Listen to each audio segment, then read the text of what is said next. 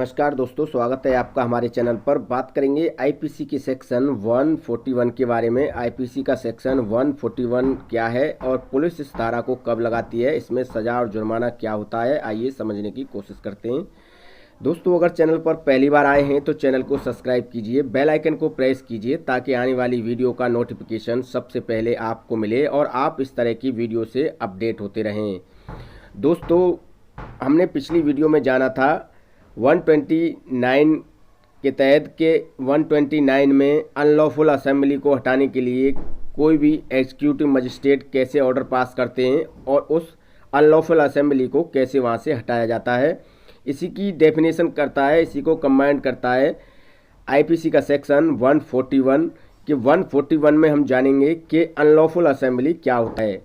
दोस्तों, unlawful assembly एक ऐसी असेंबली होती है जो गैर कानूनी होती है और वो किसी भी भीड़ को एकत्रित करती है, किसी भी क्रिमिनल फोर्स को यूज करके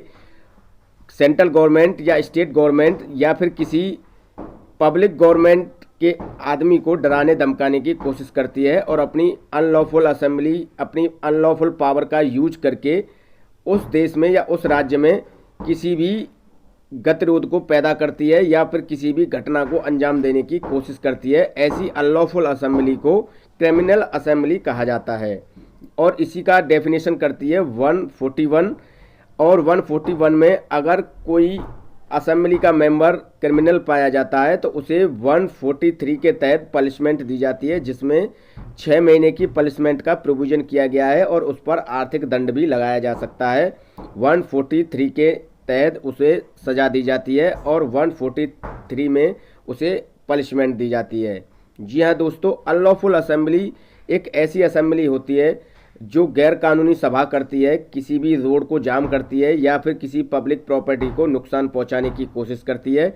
और इस अनलॉफुल असेंबली को हटाने के लिए 129 के तहत कोई भी एग्जीक्यूटिव मजिस्ट्रेट या किसी भी हाईएस्ट पुलिस ऑफिसर रैंक का अधिकारी उसे वहां से हटाने के लिए सिविल फोर्स का यूज करता है या आर्म्स फोर्स का यूज करता है और फिर भी वो असेंबली वहां से नहीं हटती है तो 130 के तहत भी इसमें कुछ आदेश मजिस्ट्रेट के द्वारा जारी किए जाते हैं उस अनलॉफुल असेंबली को वहां से हटाने के लिए।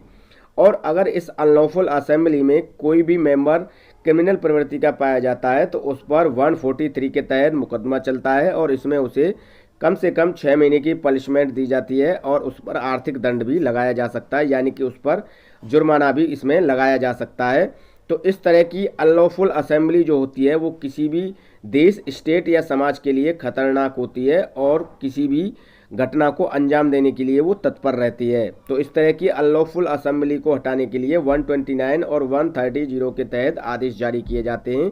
और इसमें किसी भी अनलॉफुल असेंबली के